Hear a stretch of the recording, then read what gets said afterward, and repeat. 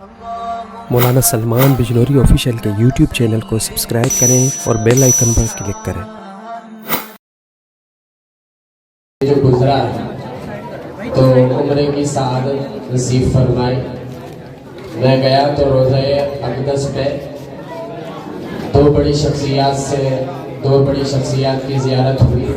حضرت مولانا سید محمود مدنی دامت برکاتہ العالیہ اور حضرت پیر ذوالفقار نقشبندی دامت برکاتہ العالیہ۔ حضرت وہ جب وہاں پہ ان کو دیکھا تو دو شعر یاد آئے، میں حضرت کو سنانا چاہتا ہوں سبق کے طور پر۔ بحر انوار عقیدت میں اتر جاتا ہے یہ دل، بحر انوار عقیدت میں اتر جاتا ہے یہ دل، وقت رو رو کے دعاؤں میں بسر ہوتا ہے، قسمتیں ناک رگڑتی ہیں در اقدس پر، تب کہیں جا کے مدینے کا سفر ہوتا ہے۔ ان کو دیکھ کر یاد آیا کہ در رسول پہ ہم نے بڑے بڑے دیکھے، غلام بنتے ہیں کیسے کھڑے کھڑے دیکھے، عجب ہے عشق جو بیمار اٹھ نہیں سکتا، وہ بھی چاہتا ہے مدینہ پڑے پڑے دیکھے۔ آئیے اب میں بڑے ادب و احترام کے ساتھ گزارش کر رہا ہوں محبوب العلماء والصلحاء حضرت مولانا محمد سلمان صاحب دامت برکاتہ، استاد حدیث دارالعلوم دیوبند و نائب صدر جمعیت علماء ہند و خلیفہ و مجاہد حضرت پیر ذوالفقار صاحب نقشبندی دامت برکاتہ، حضرت سے 4 مصروں کے ساتھ گزارش کرنا چاہتا ہوں کہ اللہ کی قسم میں رہا رحمتوں کے ساتھ، میں جتنی دیر بیٹھا رہا حافظوں کے ساتھ، محفوظ ہو گیا وہ زمانے کے مکر سے جو شخص چلنا سیکھ گیا عالموں کے ساتھ۔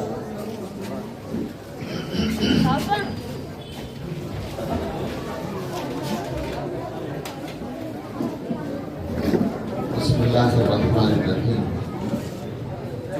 الحمد للہ نحمده ونستعینه ونستغفره ونؤمن به ونتوکل علیہ ونعوذ باللہ من شرور انفسنا ومن سیئات اعمالنا، من يهده الله فلا مضل له ومن يضلله فلا هادي له، ونشهد ان لا اله الا الله وحده لا شريك له، ونشهد ان سيدنا ونبينا ومولانا محمدا عبده ورسوله صلى الله تعالى عليه وعلى آله وأصحابه وبارك وسلم تسليما كثيرا، أما بعد فأعوذ بالله من الشيطان الرجيم، بسم الله الرحمن الرحيم، صبغة الله ومن أحسن من الله صبغة ونحن له عابدون، صدق الله العظيم، سبحان ربك رب العزة عما يصفون،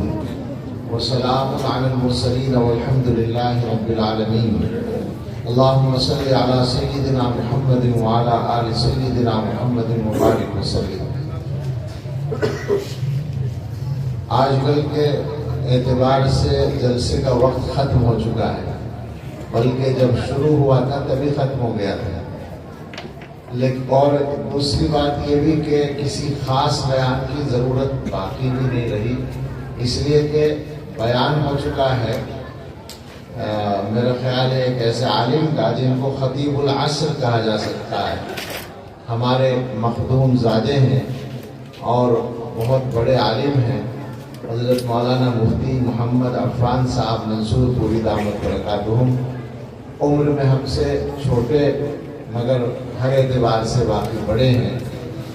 ان کا بیان ہو گیا ہے جو ہم سب کے لیے مفید تھا، اور جلسوں کا جو مقصد ہے وہ 2 باتیں ہوتی ہیں، جس ادارے کا پروگرام ہے اس کی کارگزاری سامنے آ جائے اور ہمارے لیے کوئی نصیحت کی اور کام کی بات مل جائے، تو وہ سب کام ہو چکا ہے۔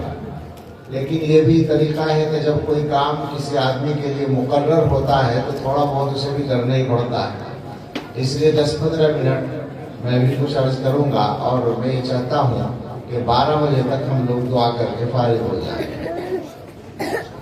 آج کل جلسوں کا موسم ہے، ہر دن 2 بیان 3 بیان کبھی 4 اور 5 بھی کرنے پڑ جاتے ہیں. کچھ باتیں ایسی ہیں جو ہم ضروری سمجھتے ہیں کہ ہر جگہ کہہ دیں، اور کچھ باتیں اللہ تعالیٰ جو بھی ذہن میں ڈالیں یا مطالعہ ہو جائے تو وہ کی جاتی ہیں.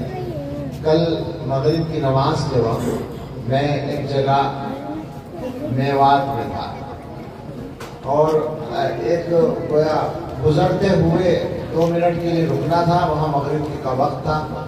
ان کا اصرار ہوا نماز یہاں پڑھ لو. اذان ہو گئی تو ہم نماز کے لیے رک گئے، اور نماز کے بعد ان کی طرف سے یہ تھا کہ کچھ بیان ہو، تو ہمیں تقاضا تھا.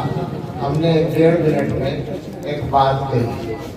آج خیال ہے کہ اس 1-1.5 منٹ کی بات کو 10-15 منٹ میں واضح طور پر کہہ ڈالیں. بات یہ تھی کہ اللہ تعالیٰ نے ہمیں انسان بنایا ہے.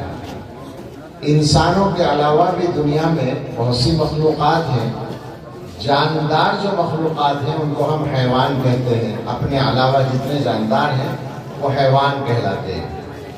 تو غور یہ کرنا ہے کہ انسان جو ان سے الگ ہے حیوانوں سے، وہ کس وجہ سے الگ ہے؟ وجہ تو بہت ساری ہیں. علم کی وجہ سے، ایمان کی وجہ سے، عقل کی وجہ سے. لیکن ان ساری باتوں کی وجہ سے انسان کے اوپر ان سے الگ ایک ذمہ داری آئی ہے. اللہ تعالیٰ نے حیوان میں ترقی کرنے کی صلاحیت نہیں رکھی ہے. وہ جیسا ہوتا ہے ویسے ہی رہتا ہے. آپ ایک بھینس خریدتے ہیں، 5 سال تک یا 7 سال تک وہ آپ کو دودھ دیتی رہتی ہے. 5 سال پہلے جتنی اس کی سمجھ تھی، جتنی اس کی کارگزاری تھی، جتنا اس کا کام تھا، 5 سال کے بعد وہی رہتا ہے. ایسا نہیں ہے کہ 5 سال پہلے وہ کم قابل تھی اور اب آپ کے درمیان رہ کے زیادہ قابل ہو گئی یا اس نے کچھ زیادہ سیکھ لیا. حیوان ترقی نہیں کرتا لیکن انسان وہ ترقی کرتا ہے.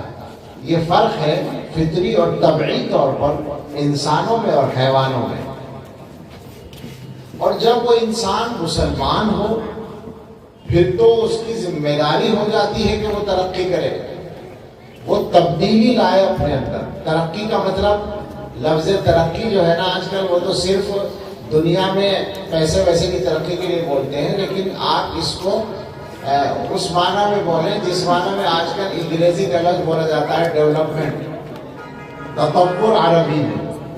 اس معنی میں بات کر رہا ہوں کہ جہاں کہیں تبدیلی کی ضرورت ہو تو آدمی تبدیلی لائے.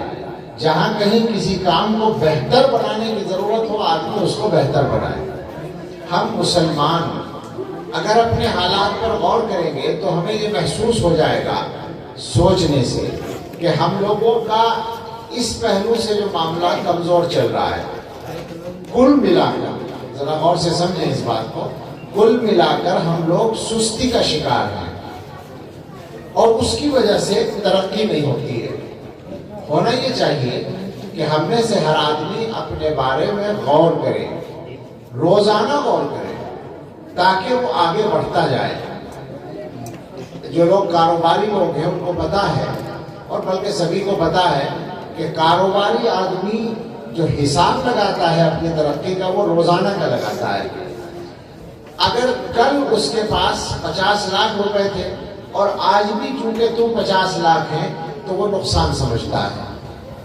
عربی میں ایک مقولہ ہے من استوى یومہ فہو فی الخسران. جس آدمی کے 2 دن برابر ہوں وہ خسارے میں ہے. گزرا ہوا کل اور آج کا دن اگر کل کے برابر آج بھی ہے تو نقصان ہے. آج بڑھنا چاہیے تھا نا. تو کاروبار والا آدمی تو اس کو سمجھتا ہے کہ کل میرا بیلنس اتنا تھا اور آج بھی اتنا ہی ہے، اس کا مطلب ہے میرا نقصان ہوا. یہ نقصان ہے. مسلمانوں سے یہ کہنا ہے کہ ان کو تمام معاملات میں اپنے سلسلے میں اسی انداز سے غور کرنا چاہیے. مثال کے طور پر کل میرا دین کا علم جتنا تھا آج کچھ بڑھا یا نہیں بڑھا، میں نے کچھ سیکھا یا نہیں سیکھا. کل اللہ تعالیٰ سے محبت کا میرا معیار جو تھا وہ کچھ بڑھا یا نہیں بڑھا. اللہ تعالیٰ سے میرا جو قرب تھا وہ آج کچھ زیادہ ہوا یا نہیں ہوا. کل میری زندگی میں سنتیں جتنی زندہ تھیں آج کچھ اس میں اضافہ ہوا یا نہیں ہوا؟ کل میں نماز جس طرح پڑھتا تھا آج میری نماز کی کچھ کیفیت بہتر ہوئی یا نہیں ہوئی؟ اس انداز سے آدمی کو ہر چیز پر نظر ڈالنی چاہیے. جو چیز روزانہ بدلنے کی ہے اس پہ روزانہ نظر ڈالے، جو مہینوں میں بدلنے کی ہے اس میں اسی حساب سے نظر ڈالے، لیکن کوشش کرتا رہے آدمی اپنے آپ کو اوپر اٹھانے کی، اپنے اندر تبدیلی لانے کی. اور ہماری تبدیلی کا یہ جو منزل ہے وہ یہ ہے کہ ہمارے پاس ایمان کا وہ اعلیٰ درجہ آ جائے، دین کا وہ اعلیٰ درجہ آ جائے، جس کے بعد اللہ تعالیٰ کی طرف سے یہ اطمینان مل جائے کہ ہم سے اللہ راضی ہو جائے گا. یہ منزل ہے ہماری اصل میں. اور میں اس بات کو یوں بھی کہتا ہوں کہ مسلمان دنیا کے معاملات میں بھی اسی اصول کو نافذ کریں. عام طور پر مسلمان اس مسئلے میں بھی سستی کا شکار ہے. صحیح بات یہ ہے کہ نہ دین کے نہ دنیا کے اس وقت جو ہمارے حالات ہیں وہ ایسے ہیں. دنیا کے کام بھی ڈھنگ سے نہیں کرتے. ایک آدمی تجارت کرتا ہے، چھوٹی موٹی تجارت، تو وہ یہ سوچتا ہے کہ میں تو غریب آدمی ہوں، میرا تو بیلنس اتنا ہے، میرا جو سرمایہ ہے وہ تو بہت تھوڑا سا ہے، لہٰذا میں کہاں ترقی کر سکتا ہوں. حالانکہ وہی آدمی اگر عقل کا صحیح استعمال کرے تو روزانہ اس کا تھوڑا تھوڑا کاروبار بڑھ سکتا ہے. مگر مسلمان کا مزاج یہ ہے کہ پیسے آتے ہیں تو آنے سے پہلے خرچ اس کو نظر آ جاتا ہے، وہ خرچ کر ڈالتا ہے، اس میں سے بچانے کا مزاج نہیں رکھتا. تجارت کے لیے تو ضروری ہے، بڑھنے کے لیے تو ضروری ہے کہ آدمی کچھ بچائے بھی، لیکن یہ کام ہم لوگ نہیں کرتے. اسی طرح سے مسلمان ہونے ہی کا ایک تقاضا یہ ہے کہ جب اللہ تعالیٰ کچھ پیسہ دے تو اس میں سے آدمی صدقہ کرے، غریبوں کو دے. اب ایک آدمی یہ سوچتا ہے میں تو خود ہی غریب ہوں، میں کس کو دوں گا؟ تو جناب اگر آپ کے پاس 500 روپے ہیں اور اس میں سے آپ 5 روپے دے دیں کسی ایسے آدمی کو جس کے پاس 5 روپے بھی نہیں ہے، تو آپ کو ثواب بھی ملے گا اور آپ کی برکت بڑھ جائے گی. مگر اس طرح نہیں سوچتے. اسی طرح سے کوئی آدمی ملازمت کرتا ہے، وہ 8 گھنٹے کام کرنے کے بعد تھک جاتا ہے، ہم مانتے ہیں، لیکن جوان آدمی کی تھکن جو ہے آدھے گھنٹے میں دور ہو جاتی ہے، 1 گھنٹے میں دور ہو جائے گی. کچھ تفریح کر کے، کچھ چائے پانی پی کے، کچھ بھی کر کے، جو آج کل گویا کہ کیا کہتے ہیں اس کو، فریش ہونے کے لیے جو چیز جس کے معمول میں ہو وہ کر کے 1 آدھ گھنٹے میں وہ ٹھیک ہو جائے گا. اب اس کو چاہیے کہ اس کے بعد دوبارہ وہ کام میں لگ جائے اور کمانے کی کوشش کرے، حلال کمانے کی، پیسہ کمانے کی بات کر رہا ہوں میں. رات کو بیٹھ جائے وہ کام کرنے کے لیے. مگر ہم لوگ یہ سمجھتے ہیں جو عام مزاج ہے، کچھ الگ بھی ہوں گے لیکن جو عام مزاج ہے مسلمانوں کا وہ یہ ہے کہ اگر 8 گھنٹے کی ڈیوٹی کر کے ہم آ گئے تو گویا ہم نے اپنے گھر والوں میں بھی اور دنیا والوں پہ بھی بہت بڑا احسان کر دیا. اب تو ہمارا حق بن گیا کہ ہم باقی جتنا وقت ہے وہ سارا کا سارا وقت ضائع کریں. آپ مجھے ایمانداری سے سوچ کے بتائیں یا میری بات سن لیں، اگر غلط ہو تو بتائیں، کیا اکثر لوگ روزانہ 2-3 گھنٹے باتوں میں نہیں خرچ کرتے؟ اکثر لوگ. کچھ لوگ گھروں میں آ کر بیٹھ جاتے ہیں دوسرے بہتر دوستوں کے، کچھ لوگ ایک دوسرے کی دکانوں پر جا کر بیٹھ جاتے ہیں، کچھ لوگ چائے خانوں پر جا کر بیٹھ جاتے ہیں، ہوٹل کہہ لیجیے ان کو، عزت رکھنے کے لیے کہ ہوٹل میں بیٹھے ہیں، چاہے جہاں جو بھی کہیں، لیکن دوست احباب بیٹھتے ہیں اور 2 گھنٹے 3 گھنٹے اور بعض لوگ 4 اور 5 گھنٹے بھی ضائع کرتے ہیں روزانہ. صرف ضائع نہیں کرتے، ضائع کرنا تو اس کو کہیں گے کہ آپ نے کوئی کام نہ کیا ہو. وہ ضائع بھی کرتے ہیں اور گناہ بھی کرتے ہیں، اس لیے کہ وہاں بیٹھ کر جو وہ باتیں کرتے ہیں وہ باتیں ساری صحیح نہیں ہوتی، اس میں جھوٹ بھی بولا جاتا ہے اور اس میں غیبت بھی بہت ساری ہوتی ہے. تو سوچیں ذرا، مسلمان ہونے کا یہ تقاضا ہے. مسلمان ایسے ہوتے ہیں کہ اپنا وقت ضائع کریں؟ مسلمان کا وقت تو بہت قیمتی ہے، ہر آدمی کا وقت بہت قیمتی ہے. ہر آدمی اپنی قیمت کو سمجھے. وہ حدیث تو سب نے سن رکھی ہے، مسجد میں سنی ہوگی فضائل اعمال میں، کہ قیامت کے دن مسلمان انسان کے قدم نہیں ہٹیں گے وہاں سے، میدان حشر سے، جب تک کہ 5 چیزوں کا جواب نہ دے. اس سے پوچھا جائے گا 5 چیزوں کے بارے میں. اس میں ایک چیز ہے ان عمرہ فیما افنا، اپنی زندگی کو، اپنی عمر کو کن کاموں میں ختم کیا. یہ حساب دینا پڑے گا. یہ جو روزانہ کی 3 گھنٹے کی بیٹھک ہے، 4 گھنٹے کی بیٹھک ہے، اس کا حساب دینا پڑے گا کہ یہ وقت کس کام میں لگایا تھا تم نے. تو غور کریں، حالات بدلنے کے لیے اپنے آپ کو بدلنے کی ضرورت ہے۔ میں نے جو یہ مضمون اٹھایا کہ انسان ترقی کرتا ہے، تبدیلی لاتا ہے، تو اس کا مقصد یہ کہنا ہے کہ جو حالات ہیں وہ ہمارے لیے سازگار نہیں ہیں کسی بھی اعتبار سے، نہ دینی پہلو سے ہیں اور نہ دنیا اور تجارت اور کاروبار کے پہلو سے، کسی بھی پہلو سے سازگار نہیں ہے۔ اب ہم یہ امید رکھتے ہیں کہ جن لوگوں نے قصداً ان حالات کو پیدا کیا ہے اور بگاڑا ہے، ہم ان سے امید رکھتے ہیں کہ وہ حالات کو ٹھیک کر دیں، تو یہ تو دیوانے کا خواب ہو جائے گا۔ ہمیں یہ کام جو اپنے کرنے کا ہے جس حد تک، وہ خود کرنا پڑے گا۔ ہم دشمنوں سے کیا امید کر سکتے ہیں؟ یہ زمانہ تو کھلی جنگ کا ہے، کھلی لڑائی ہے، ہمارے خلاف سب کچھ ہوتا ہے، ہم اپنی آنکھوں سے دیکھتے ہیں، تو کیا ہمارے ہاتھ باندھ دیے ہیں لوگوں نے کہ ہم اپنے حصے کا کام نہ کر سکیں؟ ہمیں اپنے حصے کا کام ڈھنگ سے کرنے کی ضرورت ہے، بدلنے کی ضرورت ہے۔ میں بار بار یہ بات کہتا ہوں اور یہی مضمون اصل ہے یہاں پر کہ بدلنے کی ضرورت ہے۔ جو خرابیاں ہیں ان کو دور کریں اور جو کمیاں ہیں ان کو دور کریں۔ خرابیاں کیا ہیں؟ شاید میرا خرابیاں جو ہیں کہتے ہوئے تکلف ہونے لگا ہے، مگر کیا کریں، تکلف کر کے بھی کام نہیں چلتا۔ ہندوستان بھر میں گھوم کر جو دیکھا ہے، مسلمانوں کی کوئی آبادی سودی قرضے سے خالی نہیں ہے۔ یہاں خالی ہو تو مجھے خوشخبری سنا دیجیے گا، میں خوش ہو جاؤں گا کہ کم سے کم ایک جگہ تو نکلی ہے۔ لیکن میں نے چھوٹے چھوٹے قصبوں میں جا کے دیکھا ہے، یہاں ہمارے عزیز بھی موجود ہیں اور آبائی وطن کے لوگ موجود ہیں جس کو سہسپور کہتے ہیں، اور ہم بڑے فخر سے کہتے ہیں کہ ہماری بستی ٹھوس مسلم آبادی ہے، بیچ میں کوئی دوسروں کا گھر نہیں ہے۔ اس بستی میں کئی ہزار گھروں میں سودی قرضہ ہے۔ یہ ہے ہمارے لیے شرم کی بات۔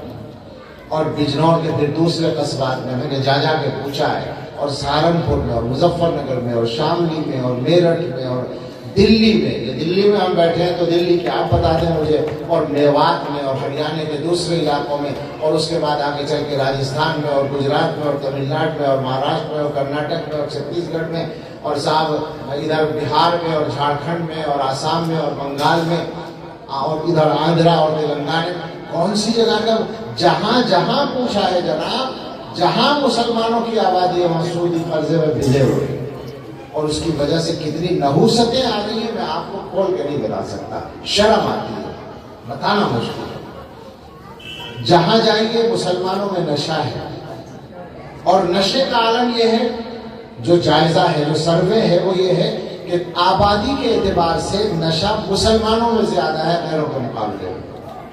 شرم کی بات ہوتی ہے۔ اور صاحب اور کیا کیا بیان کریں، جہاں مسلمان ہیں وہاں مخبری ہے اپنے بھائیوں کے خلاف، وہ پکی بات ہے۔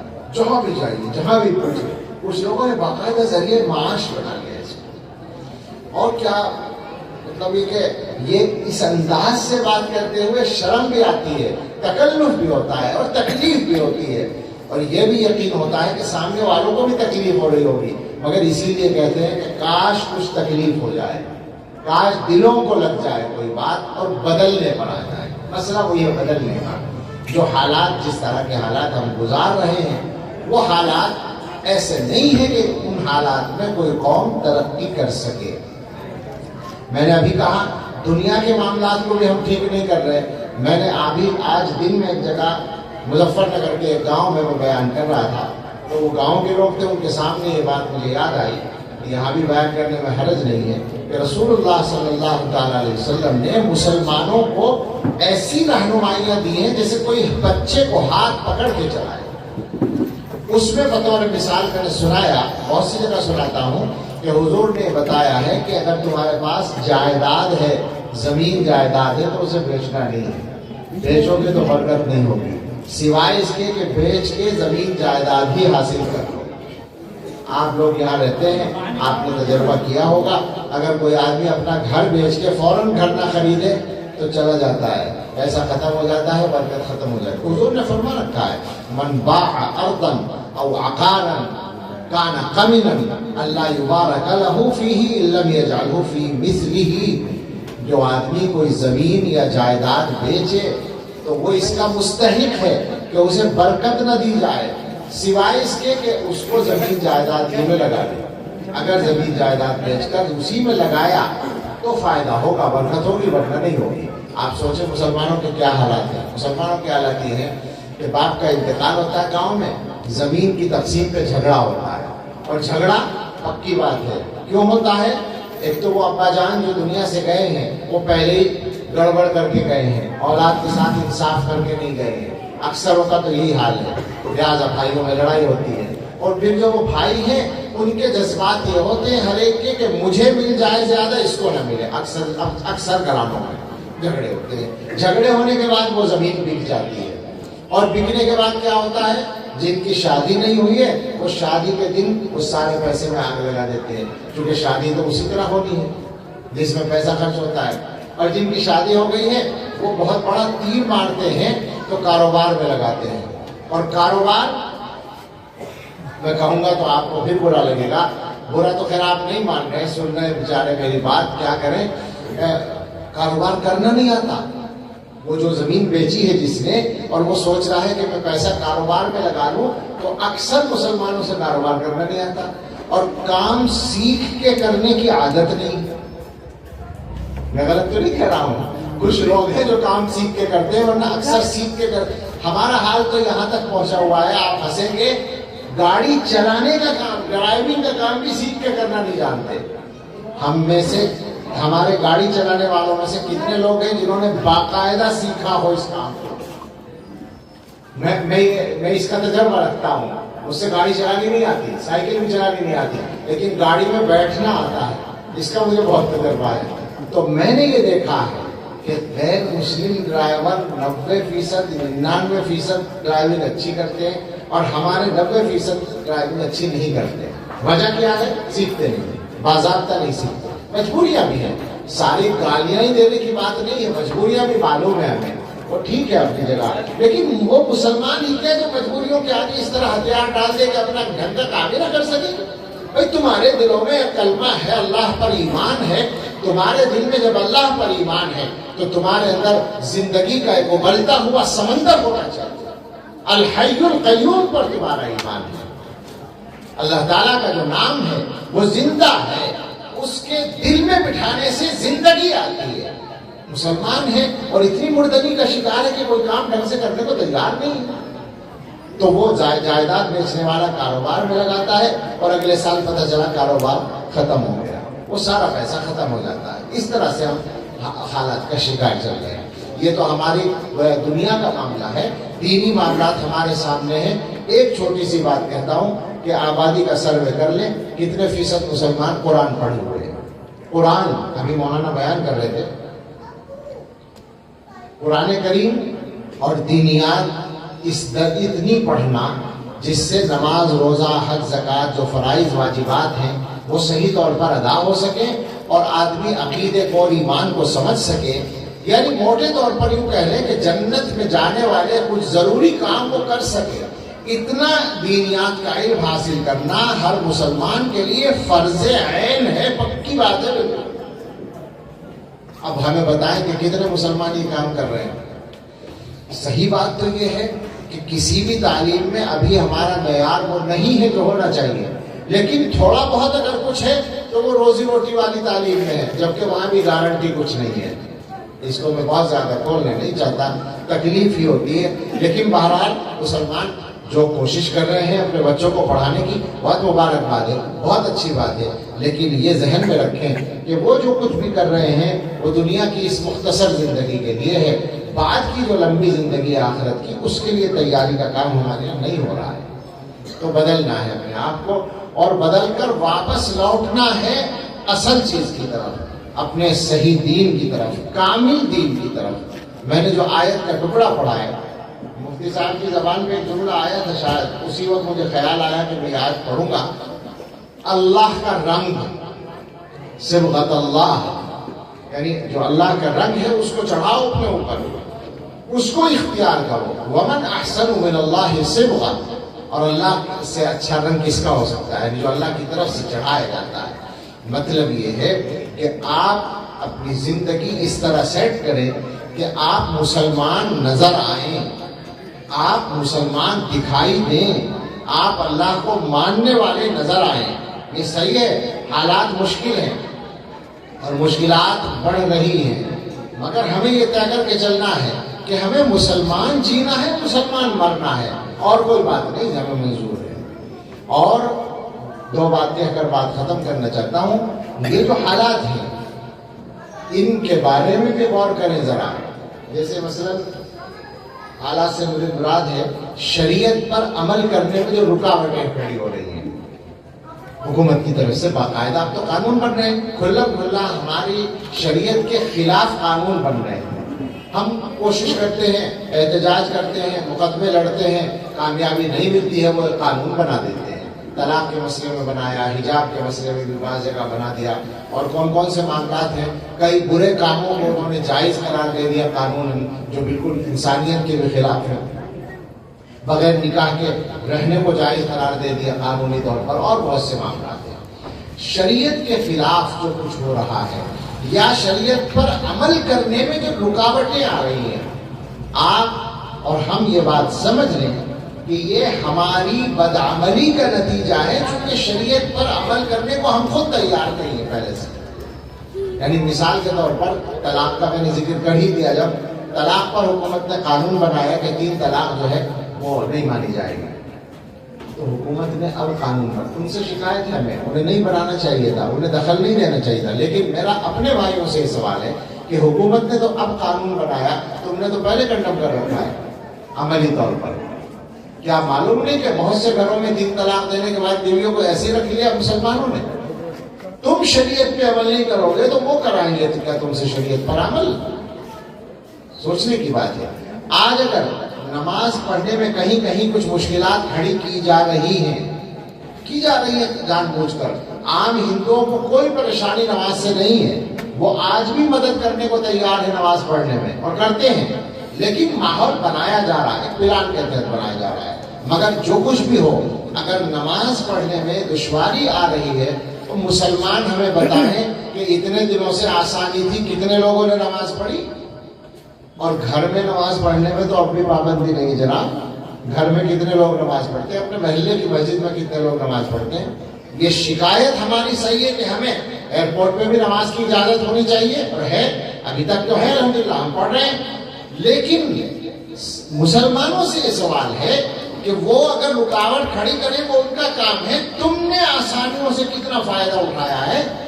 تمہارے گھر آ کے کس نے تمہیں نماز پڑھنے سے روکا ہے؟ کس نے تمہیں اپنے کام ٹھیک کرنے سے روک دیا ہے؟ کس نے اپنے بچوں کو قرآن پڑھانے سے روک دیا ہے؟ سوچنے کی بات یہ ہے. معاف فرمائیں، آپ سوچیں گے کہ یہ تو ساری گالیاں مسلمانوں کو دے رہا ہے، کسی اور کو کچھ کہتا ہی نہیں ہے. کسی اور کو جہاں کہنے کا موقع ہوگا ہم وہاں کہیں گے، کہتے ہیں. لیکن جو اپنے کرنے کے کام ہیں وہ دوسروں کے حوالے نہیں کیے جا سکتے، اور جو اپنے ہاتھ کے کام نہیں ان کے لیے گالیاں دینے سے کیا فائدہ ہو سکتا ہے؟ اپنے کام کو ٹھیک کریں، اپنے حصے کا کام کریں، اپنے گھروں میں تبدیلی لائیں، اپنی ذمہ داریاں پوری کریں. ہم اپنے گھر کی ذمہ داری اگر ہر مسلمان اٹھا لے تو سارے مسئلے آسانی کے ساتھ حل ہو جائیں. اب یہ جو باتیں ہو رہی ہیں، سودی قرضہ کیوں آتا ہے؟ اس لیے کہ ضرورتیں پوری نہیں ہوتی، گھر والے پریشان ہوتے ہیں. شوہر گیا ہوا ہے، بیوی سودی قرضہ لے لیتی ہے. یہ معلوم ہی ہوگا آپ کو، زیادہ تر گھروں میں جو قرضہ آتا ہے وہ عورتوں کے نام پر آتا ہے، عورتیں لیتی ہیں، اس لیے کہ ان کو پریشانی ہوتی ہے. اگر آپ اپنی محنت بڑھا دیں روزگار کے لیے اور گھر والوں کے خرچے پورے کریں، اور ساتھ ساتھ ان کا مزاج دینی بنا دیں، اور یہ مزاج بنا دیں کہ دیکھو حرام سے ہمیشہ بچنا ہے، تو انشاءاللہ سودی قرضے نہیں آئیں گے گھر میں. مگر یہ کام ہم نہیں کرتے ہیں. تو اپنے حصے کا کام کرنا ہے، اپنے حالات کو بدلنا ہے. دین کی تعلیم کے مسئلے میں بھی جو غفلت چل رہی ہے اسے دور کرنا ہی پڑے گا، اس کے علاوہ چارہ نہیں ہے. اب جو حالات ہیں وہ یہ ہے کہ 3 سال کے بچے کو اسکول میں بھیجنا کمپلسری ہونے جا رہا ہو گیا ہے. پالیسی جو بنی ہے ایجوکیشن پالیسی، مفتی صاحب بھی شاید اشارہ کر رہے تھے، اس میں کیا ہے؟ آپ میں کچھ لوگوں نے ہو سکتا ہے پڑھا بھی ہو، میں نے اس پالیسی کو دیکھا ہے، اردو میں بھی وہ ملتی ہے، ہندی میں بھی، انگریزی میں بھی، جو باقاعدہ منظور ہو کر کابینہ سے اور پارلیمنٹ سے نافذ ہے. تفصیلات شاید ابھی اس کی چل رہی ہیں ترتیب کے مرحلے میں. اسکولوں میں جب وہ آ جائے گا تو حکومت نے باقاعدہ اس میں ہندو مذہب کی بہت ساری ایسی چیزوں کو شامل کر دیا ہے جن کو کوئی مسلمان اپنے ایمان کے پیش نظر کرنا نہیں پسند کر سکتا، کر ہی نہیں سکتا. لیکن جب وہ لازم ہو جائے گی اسکولوں میں آ کر تو کیا ہوگا پھر آپ سوچیں ذرا.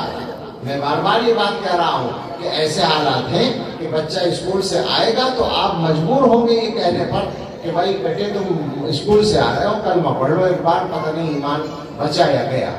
ایسے حالات ہیں. تو ان حالات میں کیسے حفاظت ہوگی جناب؟ نسلوں کو کیسے بچائیں گے؟ کیا مسلمان اس بات کے لیے تیار ہو گئے ہیں کہ اپنے بچوں کو جہنم میں جانے دیں؟ کم سے کم اتنا بے ایمان تو مسلمان نہیں ہوا، میں یہ نہیں مان سکتا. مسلمان کے اندر ایمان کی اتنی رمق تو بہرحال باقی ہے. جب یہ باقی ہے تو پھر اس کا انتظام بھی کرنا پڑے گا.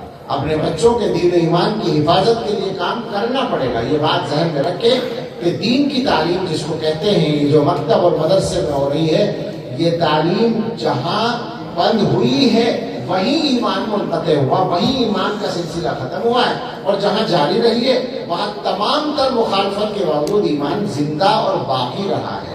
تو ہمیں یہ بھی فکر کرنی ہے، کوشش کرنی ہے اپنے مدرسوں اور مکتبوں کو اچھی طرح چلانا ہے. ہندوستان کے مسلمان کی ایک خاص بات یہ، تھوڑی سی تعریف بھی کر لوں، اتنی دیر سے گالیاں دے رہا تھا. ہندوستان کے مسلمان کی جو سب سے بڑی خصوصیت ہے، اور وہ ہماری کیا خصوصیت ہے؟ اللہ تعالیٰ کی توفیق ہے. وہ یہ ہے کہ مسلمان اپنی دینی تعلیم کا انتظام خود کرتا ہے. یہ خاص بات ہے. انگریزوں کے جانے کے بعد، انگریزوں کے آنے کے بعد، مغلیہ سلطنت کے ختم ہونے کے بعد دارالعلوم دیوبند چندے کا پہلا مدرسہ قائم ہوا. اس سے پہلے ہماری تاریخ میں دینی تعلیم کا انتظام بادشاہ کرتے تھے، نواب لوگ کرتے تھے، یا کچھ خاص مالدار لوگ کرتے تھے. عمومی چندے کا تصور نہیں تھا. یہ بالکل تجدیدی کام ہوا تھا دیوبند سے، جو شروع ہوا اور پھر ساری دنیا میں پھیلا. تو اس کی وجہ سے میرا خیال تو یہ ہے کہ ہندوستان میں مسلمان زندہ ہے اور زندہ رہے گا. اس کا یقین ہے، اس لیے کہ دین کو زندہ رہنا ہے. دین کو تو کوئی مٹا نہیں سکتا، دین تو باقی رہنا ہے. اس دین کے باقی رہنے میں آپ کا پیسہ لگتا ہے اور آپ کی محنت کرتی ہے، تو آپ بھی باقی رہیں گے. یہ تو اللہ کا نظام ہے، اللہ تعالیٰ باقی رکھیں گے. ویسے بھی ہندوستان کے مسلمان جو ہے، ہم کہہ چکے ہیں یہ بات، اپنے بھائیوں سے کہتے ہیں کہ اس خواب و خیال میں نہ رہیں کہ یہ مسلمان ان کے لیے لقمہ در ثابت ہوگا. ہم کسی جنگ کی تیاری نہیں کر رہے، ہم تو قانون کے ساتھ چل رہے ہیں. لیکن ہم یہ بتا دینا ضرور چاہتے ہیں کہ مسلمان کوئی گاجر مولی نہیں ہے کہ اسے ختم کر دیا جائے. اور یہ بھی ساتھ میں بتا دینا چاہتے ہیں کہ مسلمان اپنے ایمان پر کوئی سمجھوتا انشاءاللہ نہیں کرے گا. یہ اللہ کی توفیق سے اور اپنے بزرگوں کی برکت سے ہمارا عہد ہے. ہم دعا کرتے ہیں کہ اللہ تعالیٰ ہمیں اس عہد کو پورا کرنے کی توفیق دے، اور اللہ اس لیے جو ادارہ چل رہا ہے اس کو بھی آباد رکھے، ان کی محنت کو قبول فرمائے. یہ جو عالم صاحب ہیں، مولانا عالم صاحب، یہ پتہ نہیں کہاں سے اس طرح سے گھیر گھار کے ہمارے ایسے وارنٹ جاری کرتے ہیں کہ گرفتاری ہو ہی جاتی ہے. اللہ خیر فرمائے اور ان سے کام لے اور برکت دے ان کے کام میں. اور جو بھی دینی تعلیم کے نظام چل رہے ہیں اللہ تعالیٰ ان سبھی میں آسانی عطا فرمائے. آمین. وآخر دعوانا الحمدللہ رب العالمین. میں نے جو کہا تھا اس سے 10 منٹ اوپر ہو گئے. میں بھی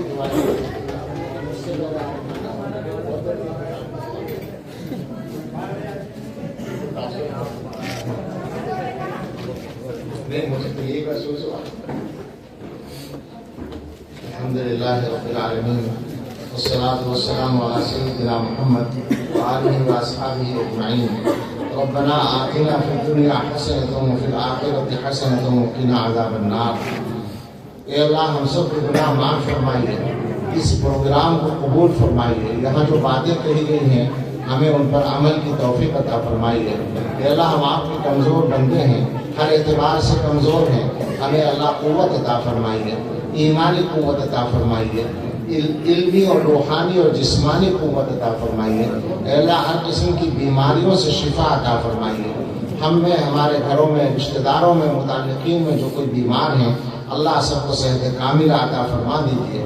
جن کے ذمہ قرضے ہیں اللہ سب کے قرضے ادا کرا دیجیے، جو بے گھر ہیں انہیں اچھے گھر عطا فرما دیجیے، جو بے روزگار ہیں انہیں بابرکت حلال روزگار دے دیجیے، اللہ جو مقدموں میں الجھے ہوئے ہیں ان کو ان سے نکال دیجیے، جو جیلوں میں بند ہیں اللہ رہائی دلا دیجیے، جو بے اولاد ہیں اللہ انہیں اچھی اولاد عطا فرما دیجیے، اے اللہ جو اولاد کی طرف سے کسی پہلو سے پریشان ہیں وہ پریشانی دور فرما دیجیے، ہم سب کے دلوں کی اللہ اچھی تمنائیں پوری فرما دیجیے، اللہ ہمیں ایمانی قوت بھی عطا فرما دیجیے، اے اللہ معاشی اعتبار سے بھی استحکام عطا فرما دیجیے، اللہ ہم سب کی اور ہمارے اہل و عیال و متعلقین کی عمر میں اور رزق میں اور دین میں برکت عطا فرمائیے، اے اللہ اس پورے مجمع پر اور اس پورے علاقے پر اپنی خاص رحمت کی نظر ڈال دیجیے، اللہ ہمارے دلوں پہ خاص رحمت کی نظر ڈال دیجیے، اللہ ہم سب کے لیے اور پوری امت کے لیے آنے والے وقت کو گزرے وقت سے بہتر بنا دیجیے، اور سب سے بہتر ہم سب کے آخری وقت کو بنا دیجیے، اے اللہ